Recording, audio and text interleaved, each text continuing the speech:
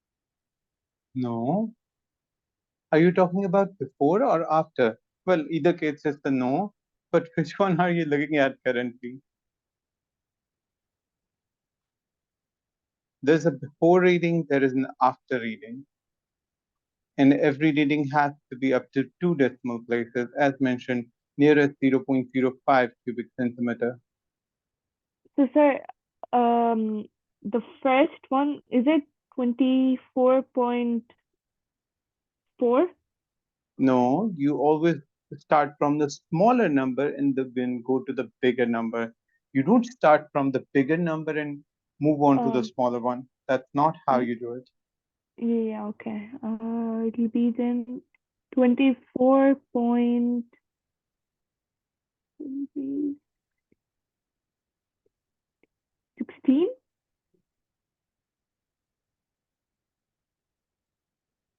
I have no idea what you're doing.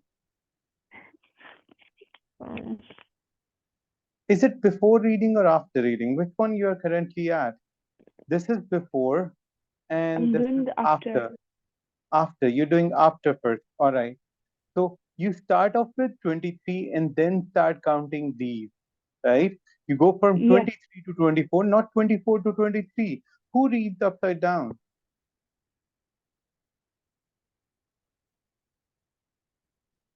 So go accordingly, 23 point.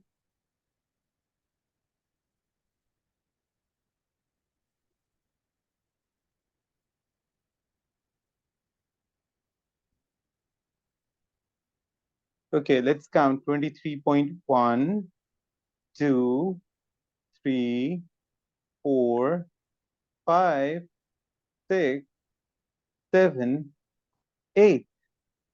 This is 23.8. And the since line exactly falls upon it, 8, 0. Are we good? yeah, Okay, let's look at the before chart. This is 2, this is 2.1, this is 2.2, and since the line falls right in between, this is 2.1, and since it's between 5, 2.15. You can't write any other digit in the second decimal place except fives or zeros, as mentioned over here. This means fives or multiples of 5.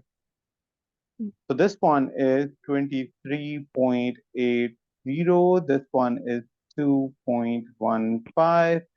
And then you can calculate the difference. Of course, that's going to be easy, right? yeah. So what's the difference? What's the volume of aqueous ammonia added in cubic centimeter?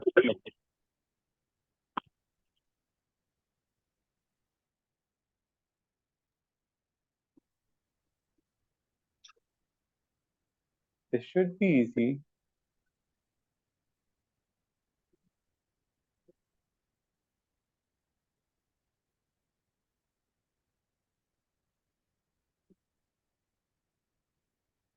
So what's the difference of these two? Sorry, is it that we'll minus it? Yes, that's what difference means. Subtract it, minus it.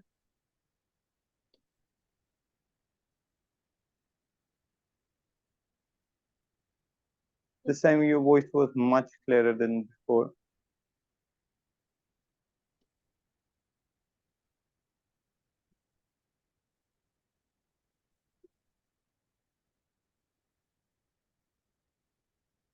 So if you subtract these two, the answer comes out to be, 2.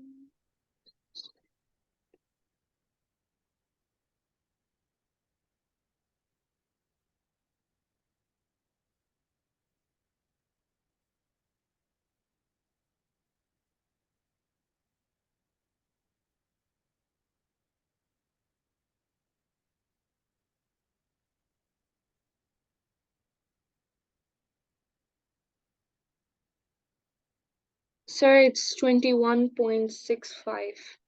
that's what I wrote. You're taking too much time for a simple mathematical calculation that you can probably do as mental math. Okay, let's move on Sorry, to part two. is it it's because you rub the values, that's why I was just Oh, you curious. should have asked me to write the values in. Come on. If I rub them too early, you can always ask me to sir, go for the undo option, and I can just select one option and they would appear right in front of you and me both. All right. If that Yeah. happens, do let me know. Isn't there? Okay, moving on. Part two.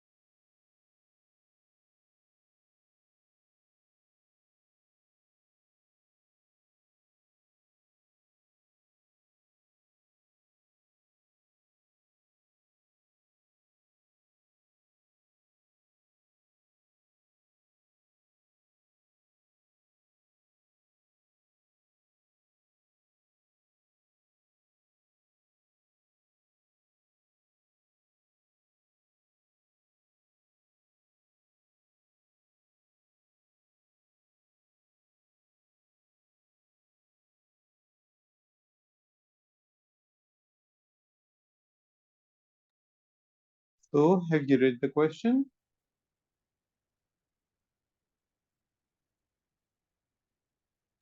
Yeah, I'm just. Do you understand what that means? No. Okay, let's draw a burette, although my drawing skills are not good, but let's try that. You know, burette is a pretty long structure, and at the very end of the burette, we have actually a tap connected, a tap that can control the burette, right? Now, your burette is pulled up to a specific point that can be any point. In this situation, the student made a mistake after he filled the burette. He noticed that there is a space between the tap of the burette and the tip that contained air. So here there is a air bubble, right? If there is Mm-hmm. space between the tap of the burette or tip that contained air, we can call it an air bubble. That's why I'm calling it an air bubble. Now, after adding aqueous ammonia, he noticed that it, now contained liquid. When he added it, now the bubble was somehow removed or whatever. So now it was aqueous ammonia. Explain how, if at all, this mistake affects the calculated volume of aqueous ammonia added. So what do you think? Would this mistake affect the calculated volume of aqueous ammonia added or not? If it does, how would it affect it? Would you get a bigger volume than what you should, or would you get a smaller volume than what you should? This is what it means. Um, Sir will get a bigger volume because it includes air, so extra volume will be added. All right, great. Okay. If you already have an opinion, let's match it with B2. It's right in front of you. So mark 1, the calculated volume would be higher. Well done, you were right. Mark 2, because it includes the air space or the air bubble over there. So yeah, you have both the marks because you answered very correctly. Are we good? Yeah. Good. Now, this whole answer actually depended upon how you're going to interpret it. Now, since you didn't interpret it, I did it for you. So, starting from the next time, try coming up with an imagination of your own and discussing that imagination with me so that instead of me interpreting the whole situation for you, you imagine a situation and I make the corrections to that situation so you get better at it. Since this was the first time I did it for you, for every next time, you're going to imagine it yourself and then you're going to discuss it with me and we're going to find mistakes in your imagination if there are any. Moving on to part C.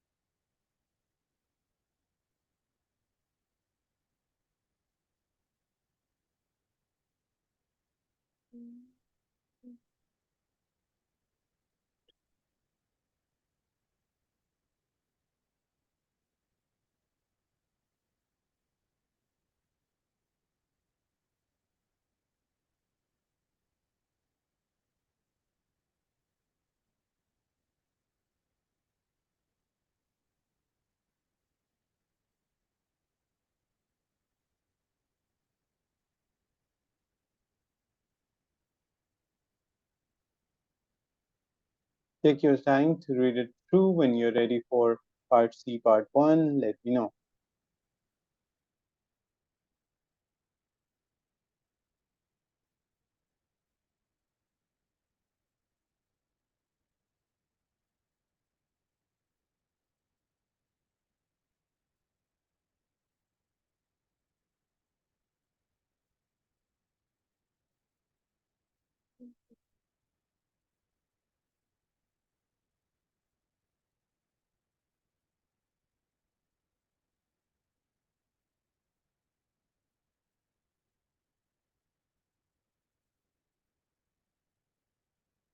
8.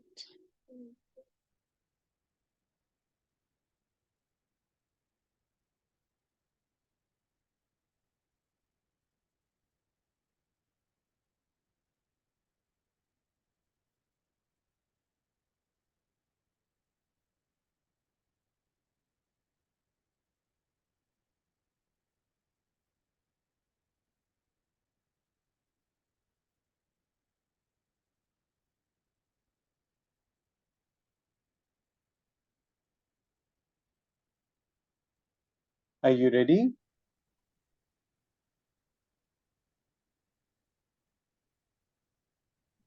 Yeah, okay.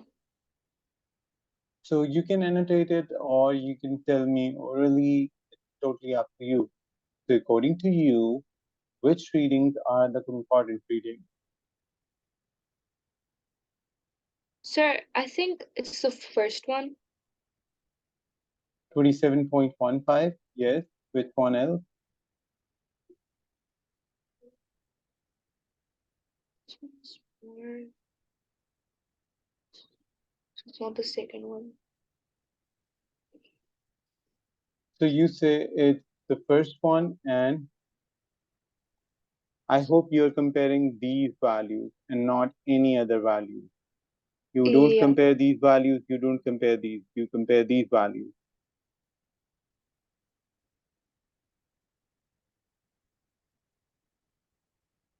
Sir, the last one. The last one. Do you think they have a difference of this? Yes. No. No? Subtract 27.15, actually 26.25 from 27.15. The answer comes out to be 0.90. That is much greater than 0.20.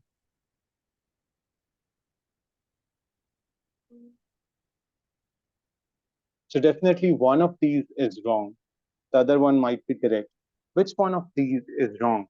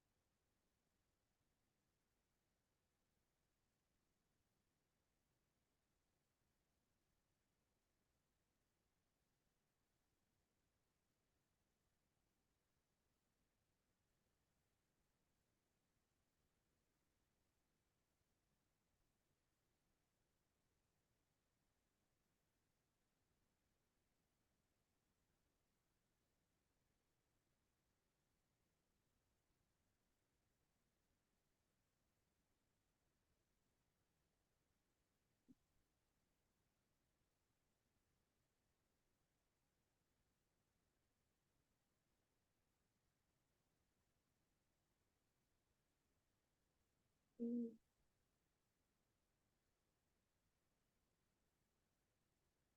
Sir, I'm not getting it. Keep subtracting these values from one another for which the difference is greater than 0.20.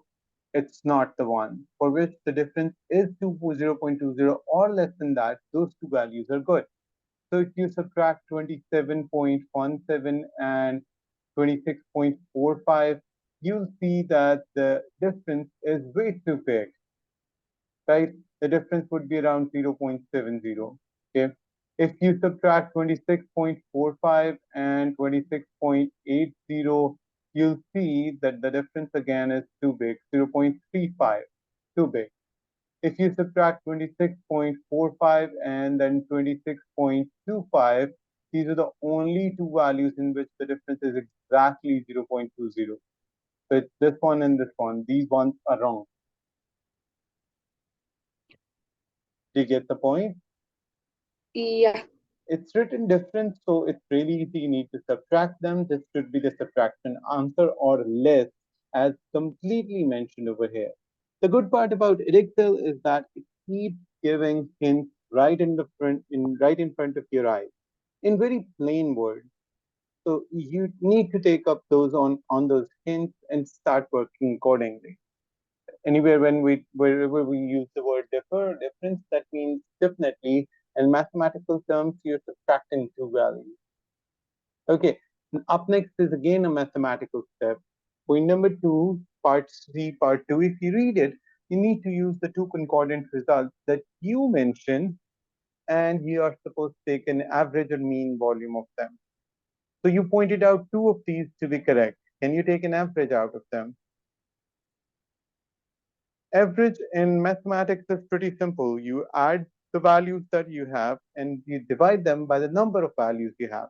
So if you have two values, add them both and divide them by two. Whatever answer you get is your average. What do you think But your sir, average is? why should we divide by two? That's how average works. Uh-huh. You take all the values you have in hand, you add them all, and you divide them by the number of values you have. That's how you land at average. It's mathematics, it's not chemistry. Okay, sir, the average is 26.35. 26.35. Well done. Obviously, what you did over there was that you added 26.45 and you added 26.25. You divided both the addition numbers with 2, and your answer came out to be 26.35 cubic centimeter. Make sure to mention this up next to your answer because you need to use the units. The units are mentioned over here in the table, so you do not really need them in the table. But for the answers over here, you definitely need the units. All right? Yeah. Make sure you write accordingly. So now these parts have been solved. Let's see if we have any next parts to it. So there you have cubic centimeter written right next to it. You only need to mention the numbers. That's what I love about it, Excel. They keep making the answers easier and easier. Sometimes they leave hints, sometimes they leave units. Okay, part D. Extra volume. Okay. Describe the first method of crystallization, then neutralize.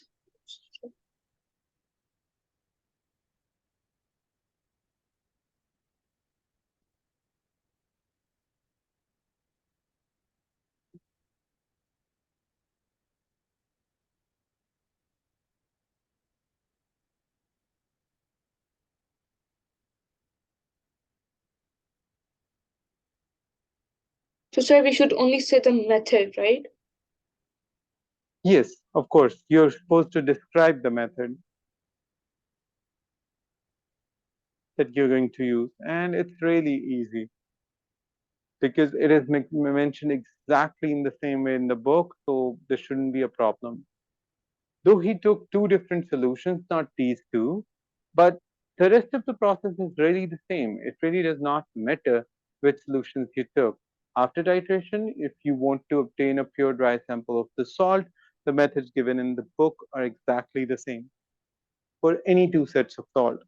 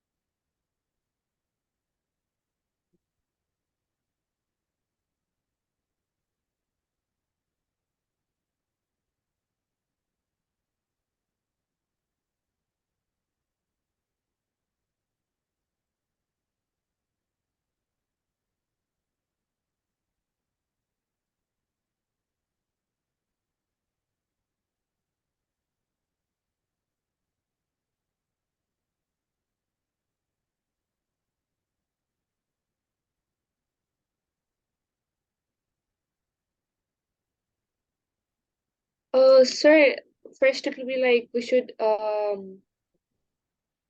heat the solution. Um, Mm-hmm. heat the solution on the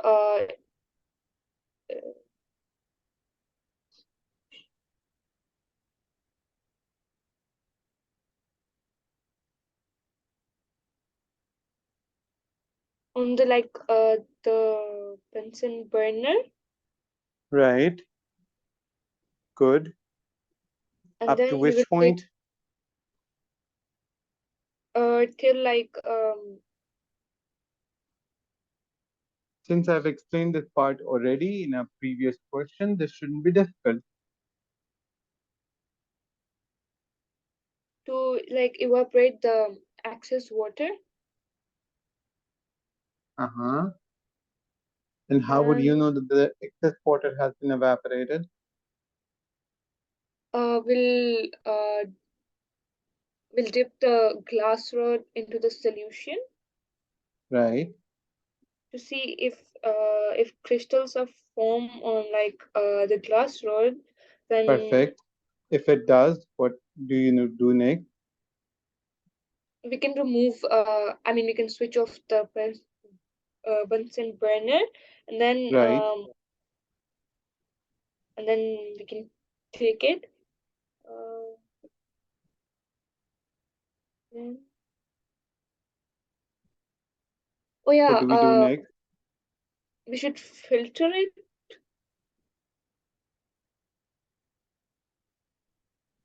Do you do filtration afterwards? I don't think so. Um, Okay, you can do filtration. Let's keep moving.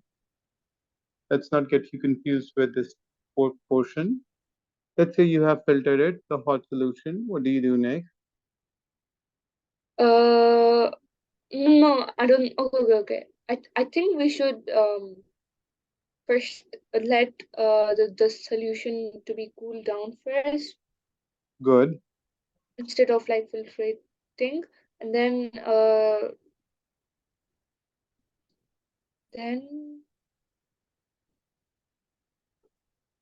after it's like cooled down at the room temperature, I think now we'll do filtration. Why are you coming back to filtration every time? So we not do So you filtration. have made the crystals, and now the crystals have cooled down. You have properly shaped crystals. What do you do now? Okay, let's suppose you filter it. Okay, what happens next? Let's, for the sake of argument, suppose that you're right. You have filtered it. What happened next? Um,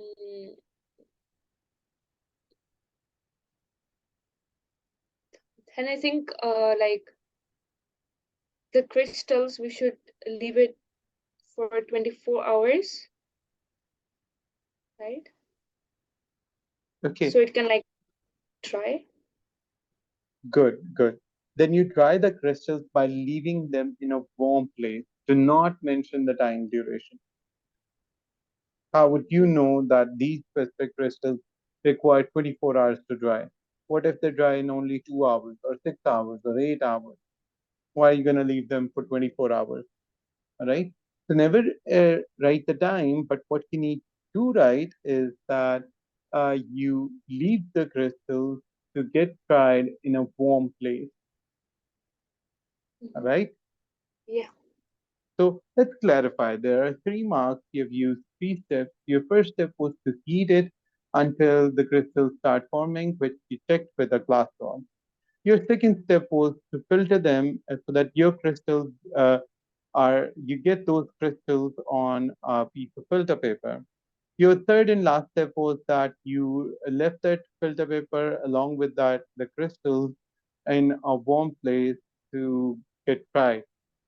So there you go. You have 3 points for 3 marks. Perfectly correct. Okay. Yeah. However, if you don't want to filter it, you can simply do some excess water and you can continue with the rest.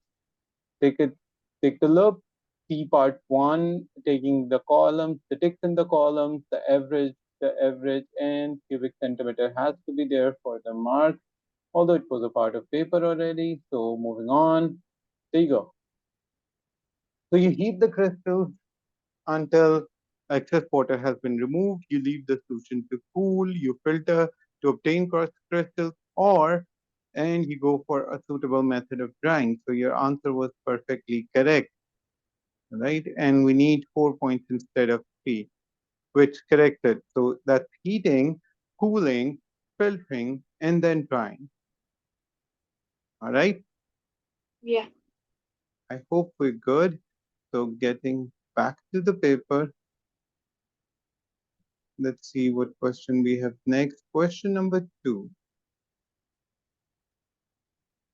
a precipitation question.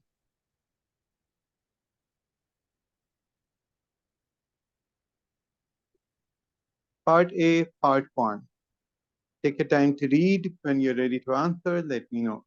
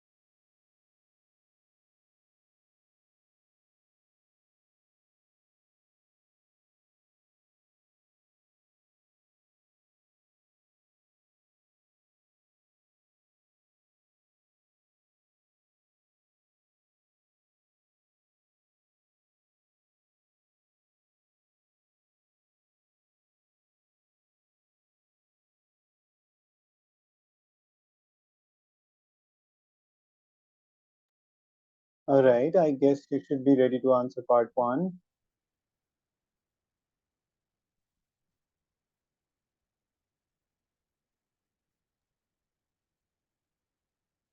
Um, just removing the reaction.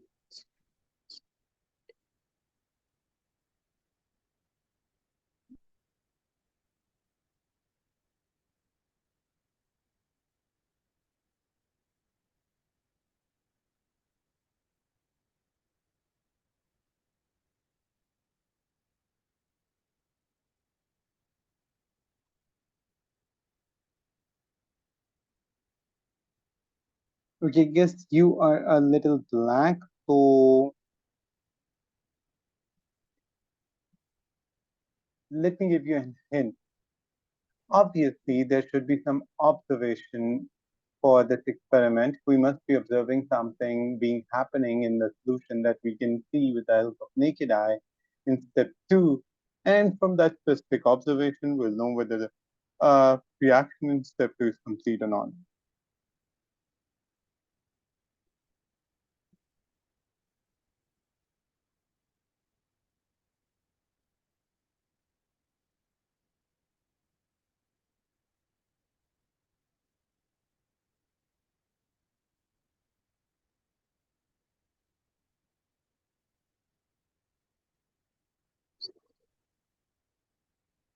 Um, what is reaction?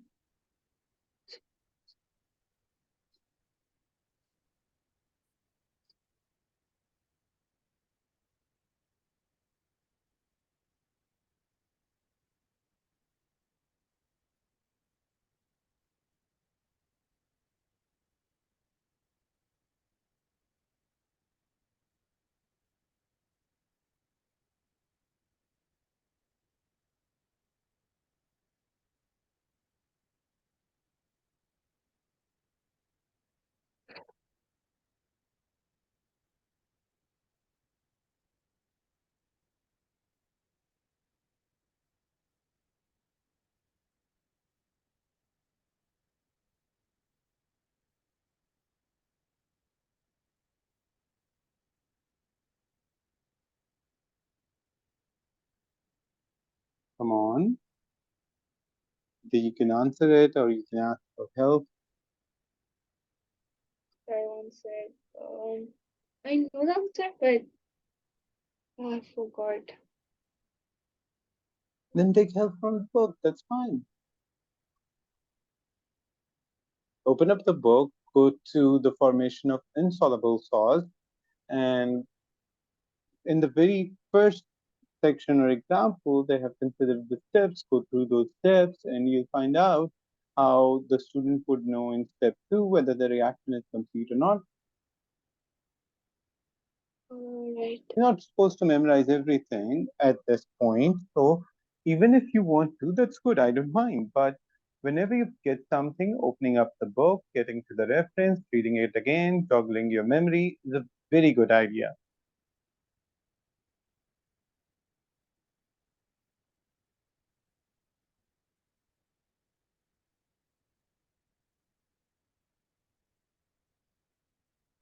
Your mind not only will remember the facts that you're trying to remember, also sometimes it gets back some pieces of auxiliary information, which is really good. So you not only get your answer, but a couple of hints with your answer too. So it's a really good practice.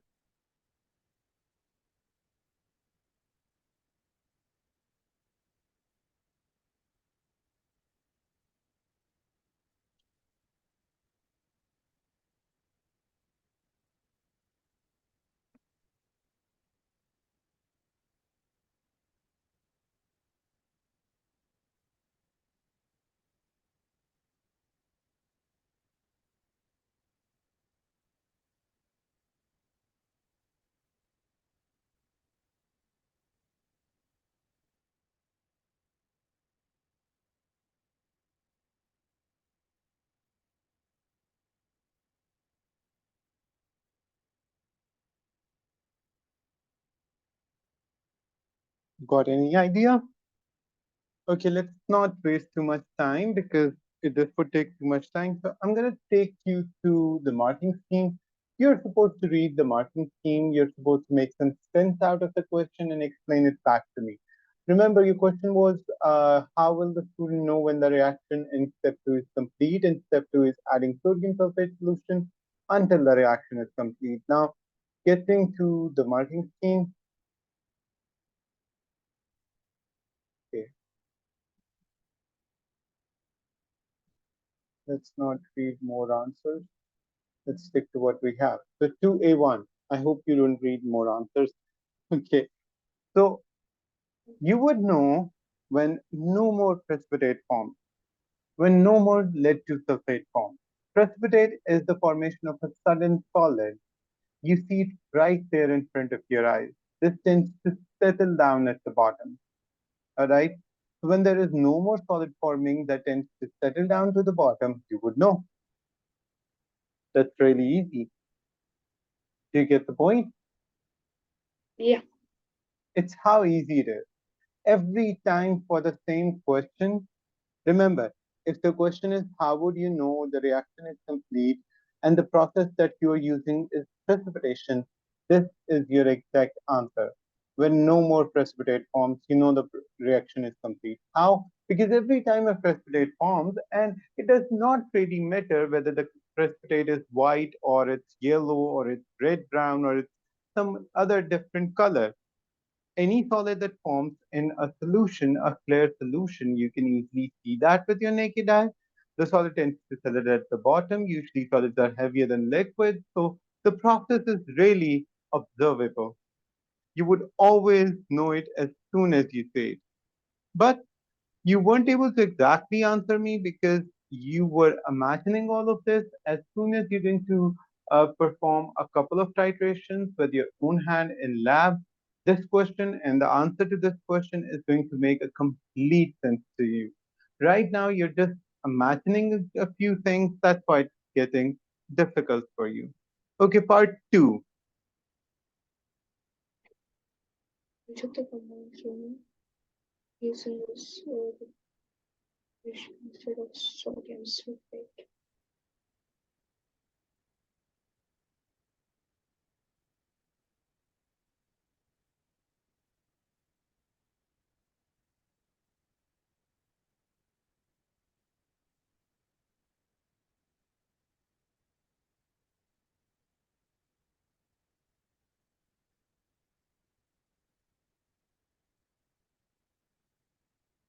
A tricky Oh, one, sorry. but still an easier one to solve. Yes, you were saying? D, because you said me that parent acids. Well done, D, because D contains all the sulfate ions that you need. And do not forget the concept of parent acid. Well done. Because you want to make a sulfate salt, the sulfuric acid is a very good choice. Let's move on to part three. Okay, I am going to scroll back a little because you definitely need to read the steps in order to be able to answer this question. So question 3 says, state why the student should not have included step 4 and 5 in his plan. This definitely requires you to go back to the real question, reread the steps 3, 4, and 5, step 3 just to be on the safe side, and then formulate your answer. Go ahead, take your time.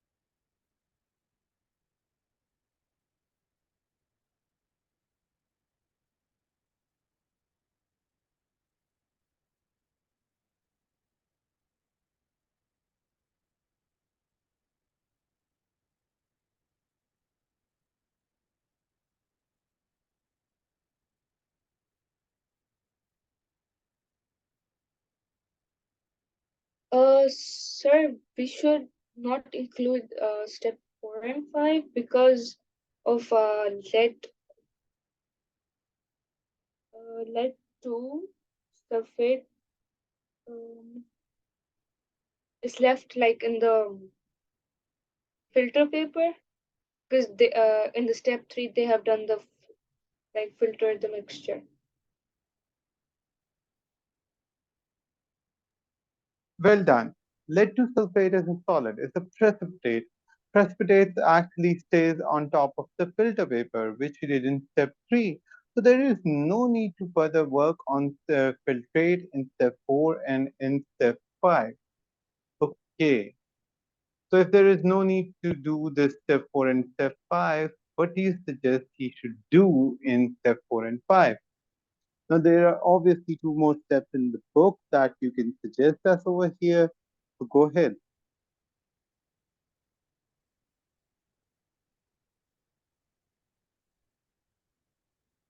Sir, first we should wash it with the water. Well done. We should wash the precipitate on the filter paper. And two, I mean, step Uh, 5,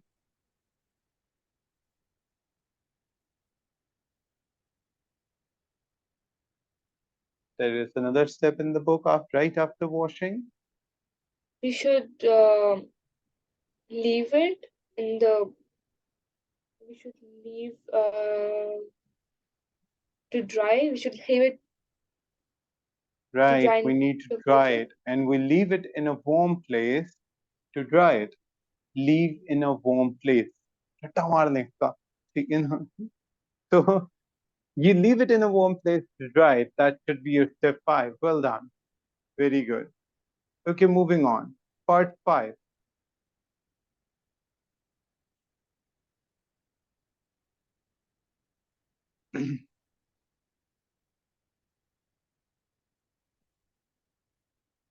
Oh, sir, it's that table, right? Right. C. Perfect. Part B.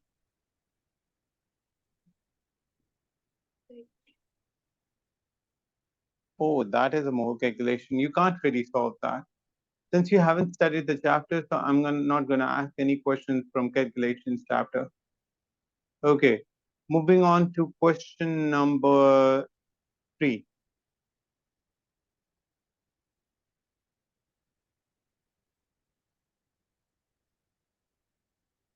This is more related to acid bases and titrations, but still, since it's a little bit related to our topic, to take your time to read it through, and when you're ready to answer, let me know.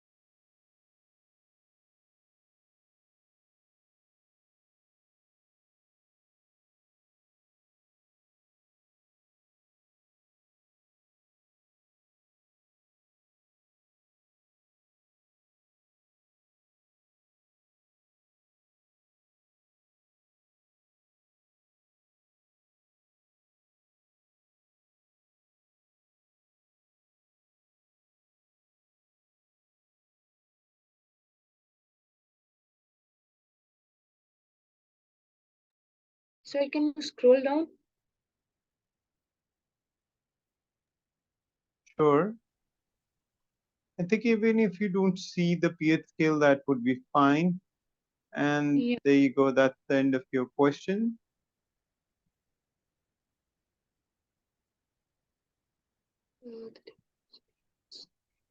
Okay, you may use only once. Okay.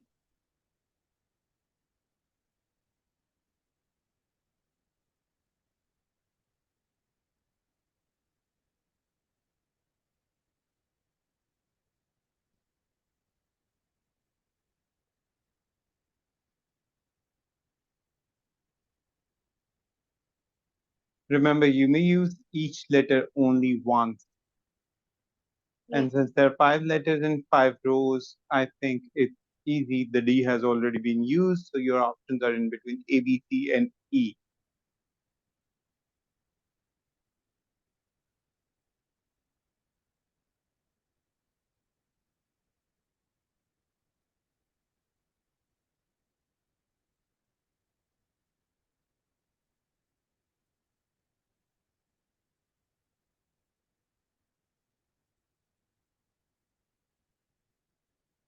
So I think the third one is E. The third one is E. Okay, let me take a look.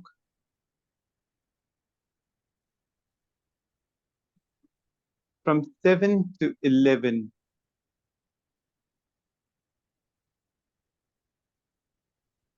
Okay, good. Third one is E.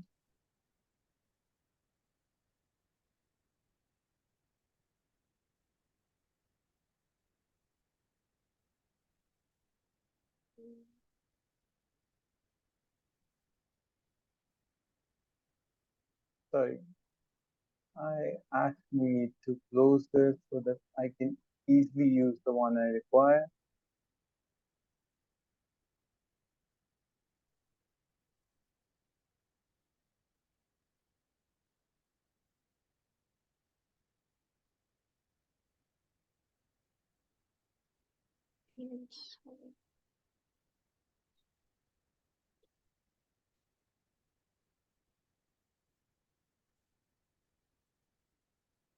There for 14 and 7, I think it's the fourth one.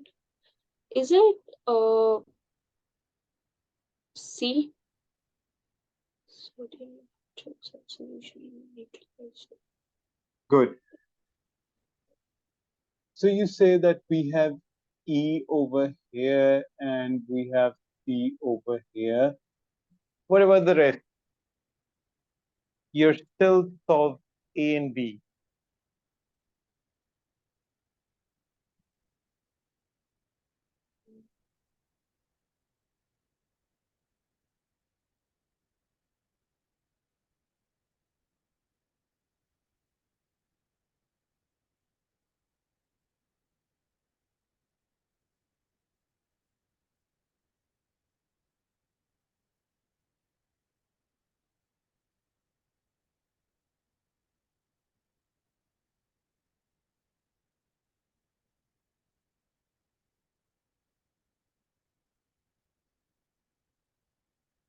Sorry, we should also fill those also, like pH at end.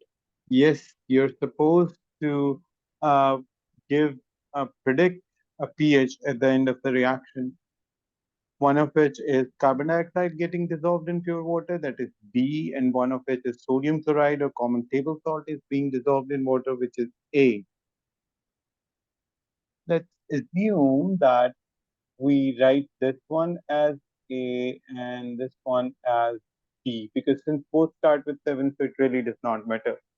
So what do you think would the pH be at the end of A?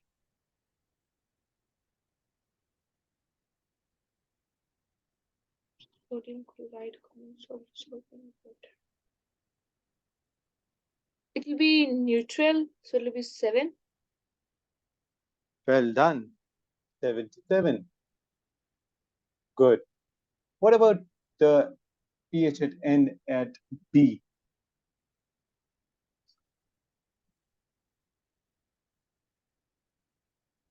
What happens when we dissolve carbon dioxide in water?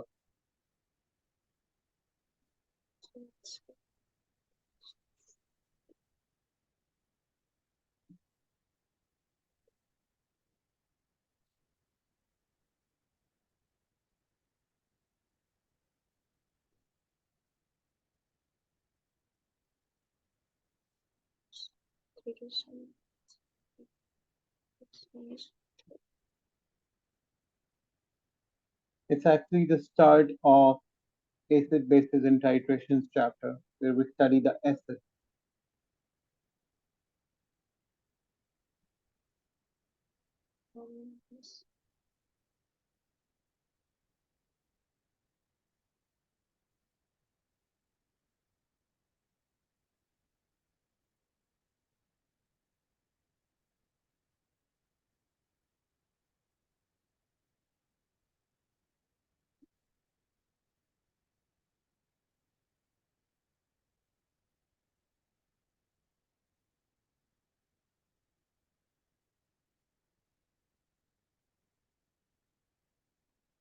Okay, since you're taking too long, you can write anything from 4 to 5 over here. That's it. acceptable.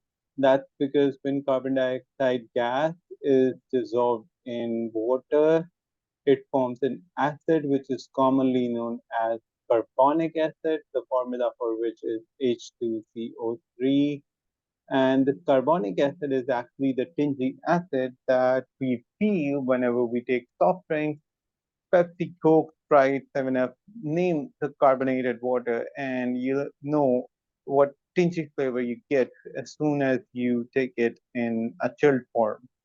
So that's carbonic acid. Carbonic acid, however, is a weak acid. So you can't really go below 3. Writing 0, 1, or 2 will not justify it. Anything 3 or above would be good. Writing 4 is a good thing. 5 is not well, but yeah, that's fine. 4 or 5 would be good. Are we good? Yeah. All right, let's clear this whole thing up.